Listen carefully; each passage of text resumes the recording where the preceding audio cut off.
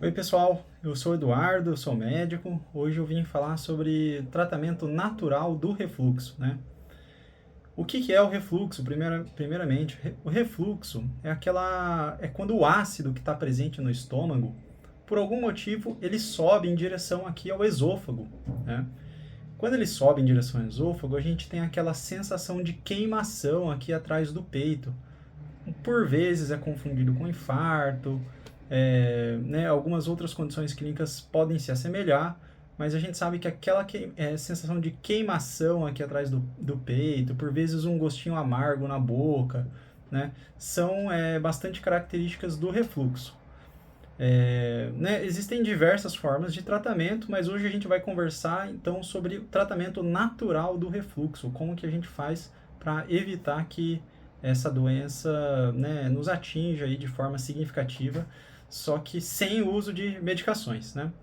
A gente sabe que o tratamento natural ele é muito eficaz, tá? O medicamentoso ele serve como auxílio, mas esse tratamento é bastante eficaz, né? Se você tem refluxo, faça aí na sua casa que você vai ver que melhora bem, tá? Então vamos falar sobre parte de alimentação, primeira coisa, né? Alimentação, você tem que evitar alimentos que você sabidamente sabe que causam refluxo, né? Então, por exemplo, alguns alimentos que são, né, clássicos para isso, bebida alcoólica, né, cerveja, vinho, whisky, né, pioram. Bebidas com bastante cafeína, então energético, né, próprio café, alguns refrigerantes, né, Guaraná, Coca, Fanta, todos esses pioram o refluxo, tá? E alguns alimentos são específicos para cada pessoa. Então, assim, se você percebe que algum alimento em específico, chocolate, quando eu como, me dá refluxo. Quando eu como milho, me dá refluxo. É bom que você evite essas, esses alimentos, tá? Outras técnicas, né? Além de evitar alimentos. Né? Comer fracionado. O que significa isso? Em vez de você fazer uma refeição grande, volumosa, comer ali 700 gramas direto de uma vez, fracionar essa refeição.